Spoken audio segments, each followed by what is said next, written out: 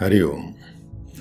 तो पतंजलि जी तीसरे श्लोक में कहते हैं तदा दृष्टो स्वरूप स्थानम, अर्थात जब चित्त की वृत्तियों का निरोध हो जाएगा, चाहे जिस भी साधन से हो, जिस तरीके से आप करें, उस समय दृष्टा अपने स्वरूप में स्थित हो जाएगा। दृष्टा अर्थात जो आपका असली स्वरूप है वो।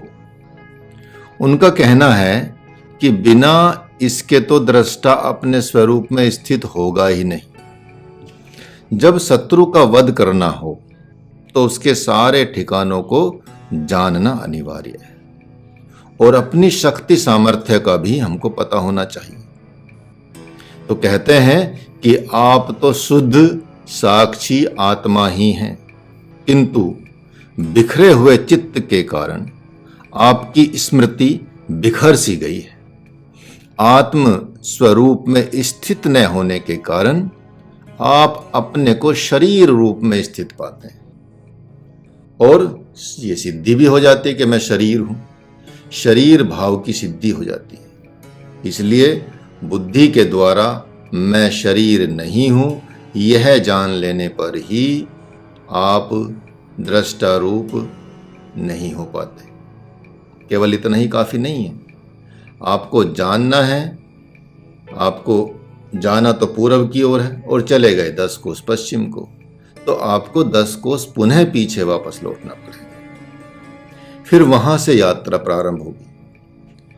वैसे ही जब आप आत्मा हैं और जान लिया है कि मैं शरीर हूं तथा इसकी सिद्धि भी हो गई है, तो लंबे समय तक यह याद रखना होगा कि मैं शरीर नहीं हूं।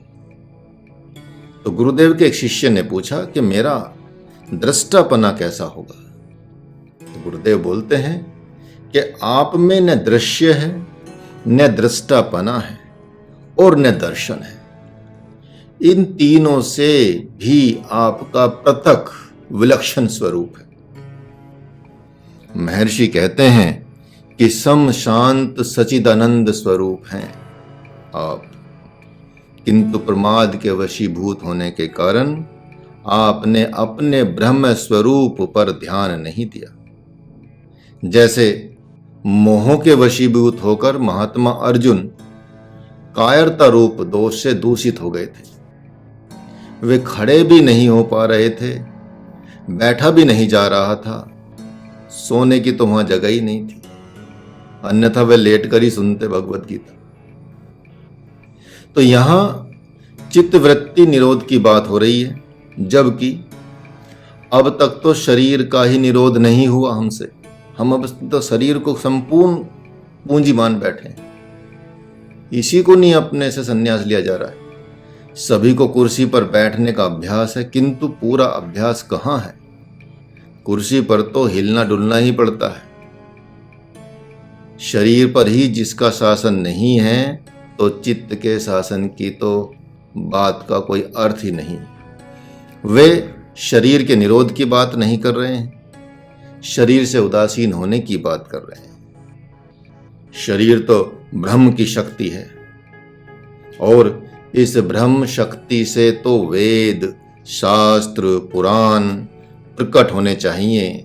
जैसे भगवान श्री राम, भगवान श्री कृष्ण आदि जितने भी अवतार हैं, अर्थात जितने संत हैं, उनके भीतर से केवल मंत्र, योग आदि ही प्रकट होते रहते हैं। तो इस आधार पर जब आप चलते हैं तभी आपका वो स्वरूप आ पाता है।